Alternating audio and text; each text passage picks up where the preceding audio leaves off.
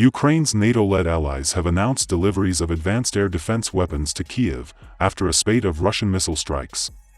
The weaponry promised by the UK, Canada, France, and the Netherlands includes missiles and radars. The US earlier made a similar pledge. One high-tech system from Germany is already in Ukraine. The pledges come as Ukraine's allies from 50 countries meet at NATO headquarters in Brussels. Kyiv hailed the summit as historic. Hours later, Russian shelling hit the southern city of Mykolaiv on Thursday morning, officials said.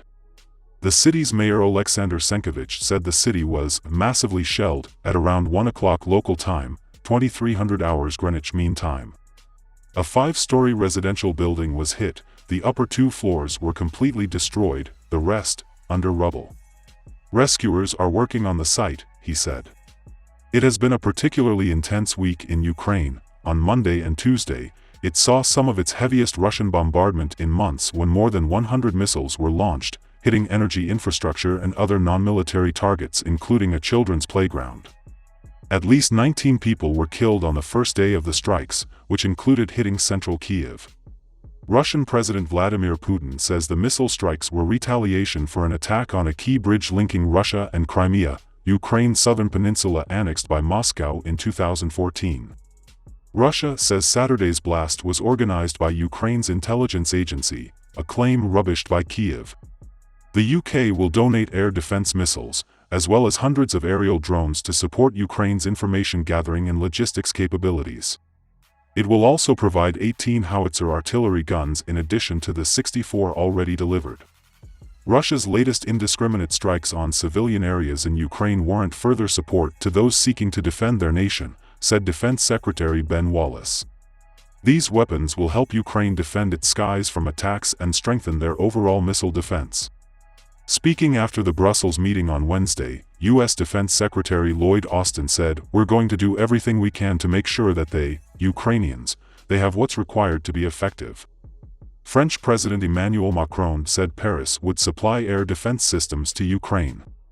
In an interview to France 2 television, he did not specify which systems would be sent. But he did say their main function would be to protect the population from drones. The Netherlands said it would deliver €15 million, £13 million, $14.5 million, worth of air defense missiles. Dutch Defense Minister Thijs Ollongren said the Russian attacks can only be met with unrelenting support for Ukraine and its people. Canada pledged to provide more than £47 million Canadian dollars, $34 million, £31 million worth of military aid, including satellite communications and drone cameras.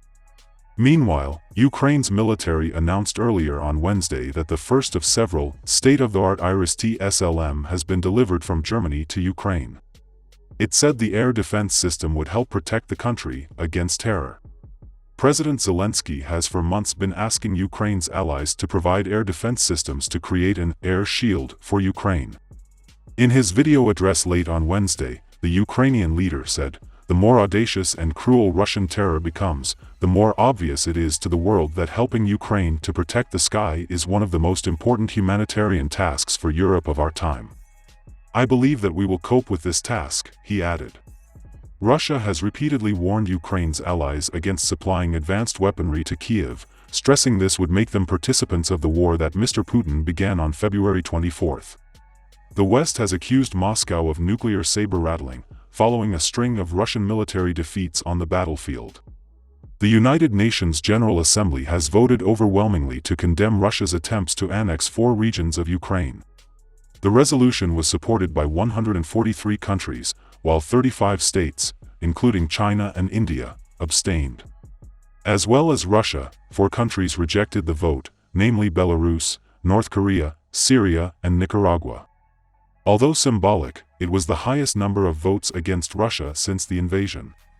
Last week, in a grand ceremony in the Kremlin, President Vladimir Putin signed documents to make the eastern Ukrainian regions of Luhansk, Donetsk, Zaporizhia, and Kherson part of Russia. The agreements were signed with the Moscow-installed leaders of the 4 regions, and came after self-proclaimed referendums in the areas that were denounced as a sham by the West. The resolution calls on the international community not to recognize any of Russia's annexation claims and demands its immediate reversal. It welcomes and expresses its strong support for efforts to de-escalate the conflict through negotiation. The countries which voted with Russia all have a long-standing stance of criticizing Western governments. Belarus is considered a satellite state of its neighbor and ally, and its territory was used in Moscow's invasion of Ukraine in February. As well as China and India, which have attempted to remain neutral on the conflict, parties that abstained from the vote included 19 nations in Africa.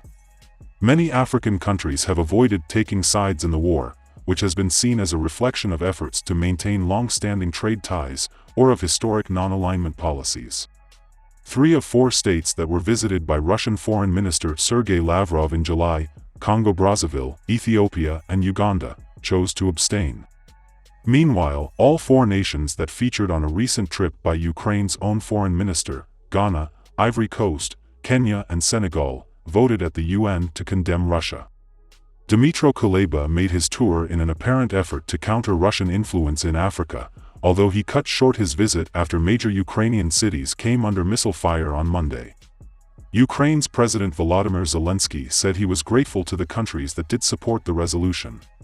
The world had its say. Russia's attempts at annexation is sick, worthless, and will never be recognized by free nations, he tweeted, adding that Ukraine would return all its lands. U.S. President Joe Biden said the vote sent a clear message to Moscow. The stakes of this conflict are clear to all, and the world has sent a clear message in response. Russia cannot erase a sovereign state from the map, he said. Dame Barbara Woodward, Britain's ambassador to the UN, said Russia had failed on the battlefield and at the UN, adding that countries had united to defend the world body's charter. Russia has isolated itself, but Russia alone can stop the suffering. The time to end the war is now, she said. The General Assembly vote was triggered after Russia used its veto power to prevent action at the Security Council, the body in charge of maintaining international peace and security. As permanent members, China, the United States, France, and the United Kingdom also hold vetoes on the Council.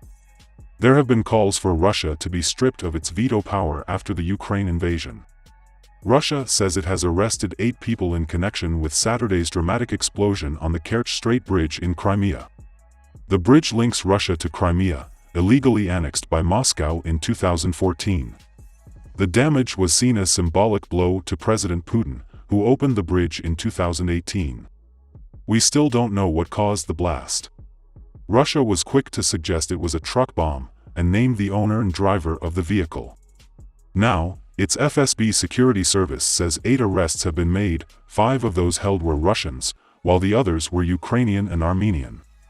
Kyiv called Russia's investigation nonsense. Days earlier, the head of President Zelensky's office suggested the explosion was the result of infighting between different parts of Russia's security establishment. UK Defense Secretary Ben Wallace says there's no risk of Western allies running out of weapons to support Ukraine. Speaking to journalists a little earlier, he said, unlike Russia, who has already isolated itself, the West can refurbish or indeed manufacture a new supply chain, which is what we're doing right now. When asked how NATO would respond if Russia used nuclear weapons in Ukraine, Wallace said he wouldn't speculate but added that members of the Defense Alliance are meeting to ensure readiness for whatever is thrown at us. Russian forces are likely trying to form a new front line after retreating around 12.4 miles (20 kilometers) in the north of the Kherson sector earlier this month, UK officials say. In its daily intelligence update, the Ministry of Defense said heavy fighting is continuing along this line, particularly in the west. It's likely the Russian occupation is preparing to evacuate some civilians from Kherson, in anticipation of fighting extending to the city, the ministry added.